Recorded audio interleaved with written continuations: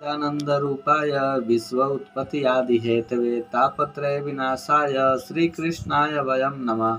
श्रीमद्भागवत महापुराण कथा द्वादश स्कंद पंचम अध्याय। श्री सुखदेव जी का अंतिम उपदेश।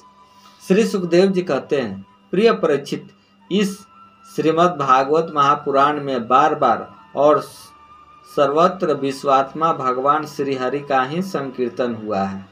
ब्रह्मा और रुद्र भी श्री हरि से पृथक नहीं है, उन्हीं के प्रसाद लीला और क्रोध लीला की अभिव्यक्ति है। हे राजन, अब तुम यह पशुओं की सी अविवेक मूलक धारणा छोड़ दो कि मैं मरूंगा। जैसे शरीर पहले नहीं था और अब पैदा हुआ है और फिर नष्ट हो जाएगा, वैसे भी तुम भी पहले नहीं थे, तुम्हारा जन्म हुआ, तुम मर जाओगे, यह बात नहीं है। जैसे बीज से अंकुर और अंकुर से बीज की उत्पत्ति होती है, वैसे ही एक देह से दूसरे देह की और दूसरे देह से तीसरे देह की उत्पत्ति होती है। किंतु तुम न तो किसी से उत्पन्न हुए हो और न तो आगे पुत्र पौत्रादिकों के शरीर के रूप में उत्पन्न होवोगे। अजी, जैसे आग लकड़ी से सर्वथा अलग रहती है, लकड़ी की उत्पत्ति और विनाश से सर्वथा परे है, वैसे ही तुम भी शरीर आदि से सर्वथा अलग हो। स्वप्न अवस्था में ऐसा मालूम होता है कि मेरा सिर कट गया है और मैं मर गया हूँ, मुझे लोग शमशान में जला रहे हैं, परंतु ये सब शरीर की अवस्थाएं दिखती है, आत्मा की नहीं। देखने वाला तो उन अवस्थाओं से सर्वथा परे, जन्म और मृत्यु से रहित शुद्ध बुद्ध परमात्म तत्व स्वरूप है। जैसे घड़ा फूट जाने पर आकाश पहले की भांति अखंड रहता है, परंतु घटाकाश की निवृत्ति हो जाने से लोगों को ऐसा प्रतीत होता है कि वह महाकाश से मिल गया है। वास्तव में तो वह मिला हुआ था ही। वैसे ही देहपात हो जाने पर ऐसा मालूम पड़ता है मानव जीव ब्रह्म हो गया, वास्तव में तो वह ब्रह्म था ही। उसकी अब्रह्मता तो प्रतीति मात्र थी। मन ही आत्मा के लिए शरीर, विषय और कर्मों की कल्पना कर लेता है और उस मन की सृष्टि करती है माया, अविद्या।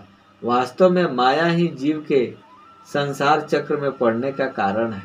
जब तक तेल रखने का पात्र, बत्ती और आग का संयोग रहता है, तभी तक वह दीपक में दीपकपना है।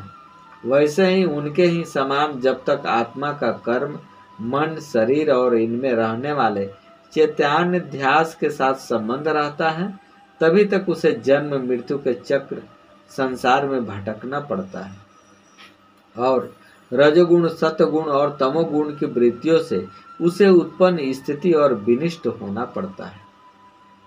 परंतु जैसे दीपक के बुझ जाने से तत्रूप तेज का विनाश नहीं होता, वैसे ही संसार का नाश होने पर भी सम प्रकाश आत्मा का नाश नहीं होता, क्योंकि यह कार्य और कारण, व्यक्त और अव्यक्त सबसे परे है। वह आकाश के समान सबका आधार है, नित्य और निश्चल है, वह अनंत है। सचमुच आत्मा की उपमा आत्मा ही है। हे राजन, तुम अपनी विशुद्ध और विवेकवती बुद्धि को परमात्मा के चिंतन से भरपूर कर लो और स्वयं ही अपने अंतर में स्थित परमात्मा का साक्षात्कार करो। देखो, तुम मृत्युओं को भी मृत्यु हो, तुम स्वयं ईश्वर हो। ब्राह्मण के शाप से प्रेरित तक्षक तुम्हें भस्म नहीं कर सकेगा। अजी, तक्षक की तो बात ही क्या, स्वयं मृत्यु और मृत्युओं का समूह भी तुम्हारे पास तक न फटक सकेंगे। तुम इस प्रकार अनुसंधान चिंतन करो कि मैं ही सर्वाधिष्ठान पर ब्रह्म हूँ, सर्वाधिष्ठान ब्रह्म मैं ही हूँ। इस प्रकार तुम अपने आप को अपने वास्तविक एक रस अनंत अखंड स्वरूप में स्थित कर लो। उस समय अपनी विषैली जीभ लपलपाता हुआ, अपने होठों से कानों को चाटता हुआ तक्षक आए और अपने विषपूर्ण मुखों से तुम्हारे पैरों में डस ले, कोई परवाह नहीं। तुम अपने आत्म स्वरूप में स्थित होकर इस शरीर को और तो क्या सारे विश्व को भी अपने से पृथक न देखोगे।